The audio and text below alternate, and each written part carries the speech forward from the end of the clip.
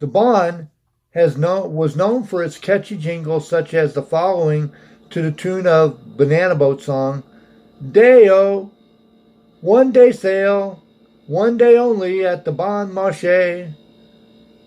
Save 20, 30, 40% example savings. Saturday only at the Bon Marche. Prices are down in every department. Saturday only at the Bon Marche. This jingle continued after the name was changed to Bon Macy's.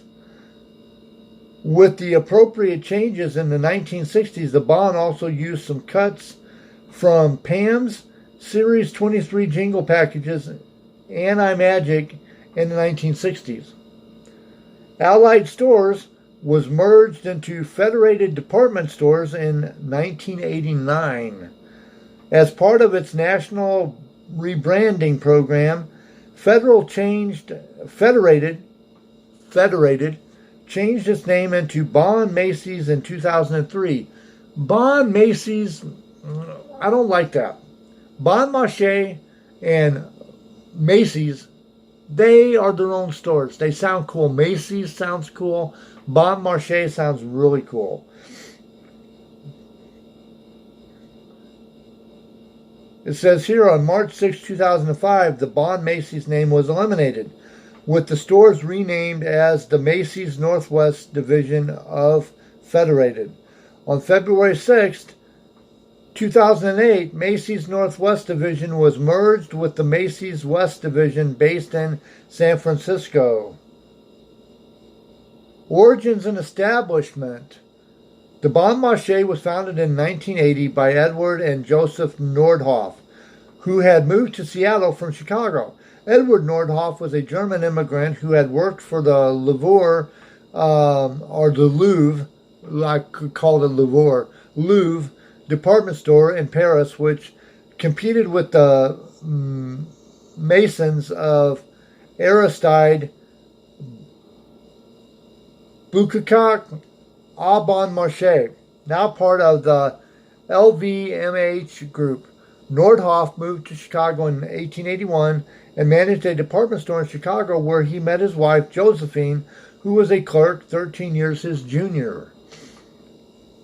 The Nordhoffs leased a small storefront in modern-day Belltown at First Avenue and Cedar Street that cost $25 per month.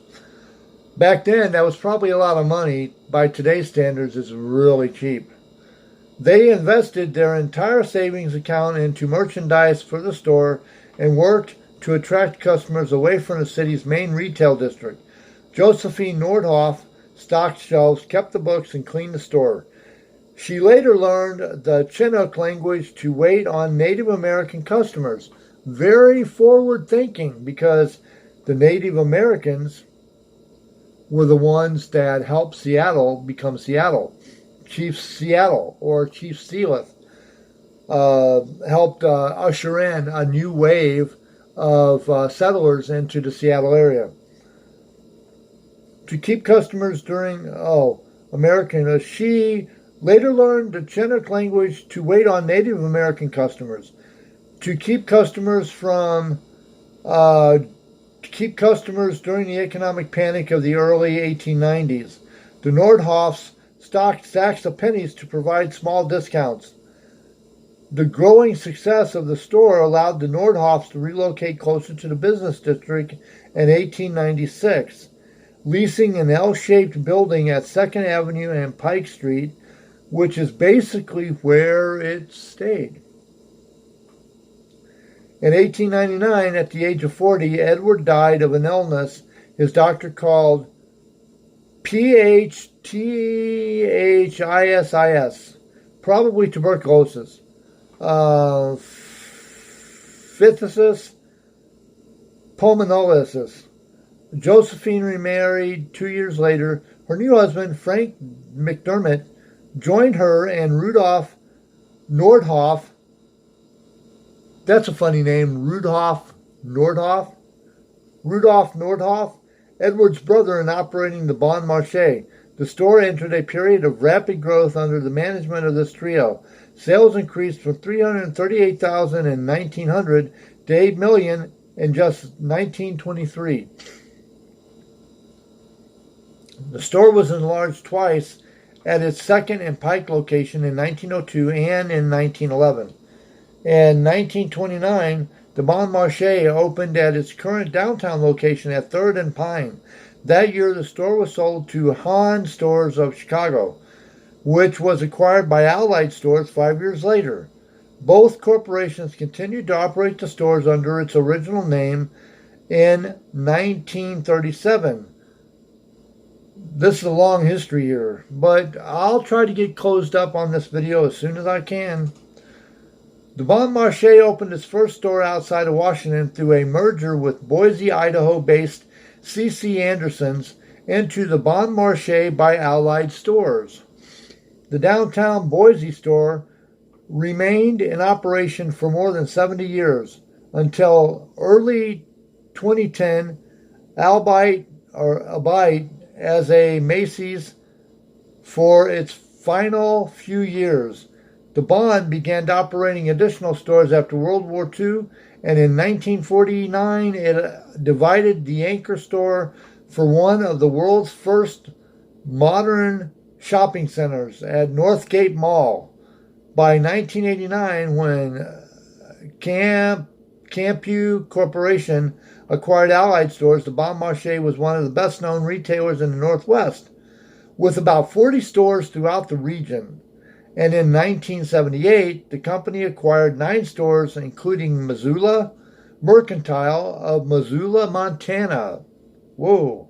The Missoula store closed as Macy's in 2010. The Bon also opened and operated 3 stores in Utah, the largest one in Ogden at the Ogden City Mall. After yet another change in corporate ownership in 1990, the Bon ended up in the hands of Federated Department Stores, a Cincinnati-based company which also owns the Macy's and Bloomingdale's. In 2001, you have to pardon me, I got an itch. In 2001, the Bon Marche debuted a prototype store in Helena, Montana. The 65,000 square feet, 6,000 meter store featured everything a typical Bon Marche had, plus centralized checkouts. Name changes, Bon Macy's in August 2003. Federated rebranded the Bon Marche, turning it into Bon Macy's. Federated also tacked Macy's onto the names of 4 other regional chains under its umbrella: Burdines in Florida, Lazarus in the Midwest, Goldsmiths in Tennessee, and Riches in the Southeast. Customers had about a year to get used to that change when, in September 2004, Federated announced that all of its regional chains would be renamed to Macy's. As of 2004, Bon Macy's consisted of 50 stores in Washington, Oregon, Idaho, Montana, Wyoming. New store signs reading simply Macy's were in place by January 2005. The former flagship store in downtown Seattle remains one small original example of the Bon Marche signage. This can be seen above the north entrance of the store at the corner of 4th Avenue and Olive Way. On February 6, 2008, Terry Lundgren announced the localization strategy and the company's plan to shed 2,550 jobs. This included laying off the Macy's Northwest headquarters and merging all of the former Bon Marche stores under the Macy's West Division. Macy's sold upper 6 levels of the flagship store in 2015 to Starwood Capital. That portion of the building was remodeled into a 475,000 square foot office complex for Amazon.com. Macy's remained on the lower 2 floors in the basement. On February 23, 2020, Macy's closed the store and the building was sold to Starwood. And I am going to stop on that. This video is about 20 minutes long. if you're hearing this, I've probably broken this video up into two, part one, part two, 10-minute videos. So, if you know anything about the Macy store or the history of the Macy store, or you shopped at the Macy store, please put it in the comments below and let me know about it. Macy's is very famous because the Macy's that was in New York, that was used in a Miracle on 34th Street, which the Fraser Crane TV show cleverly turned into a Miracle on 3rd or 4th Street. You have to bear with me. I get overwhelmed a little bit when I talk about certain things dealing with Seattle. But Fraser Crane did a Christmas special. It was called A Miracle on 3rd or 4th instead of A Miracle on 34th.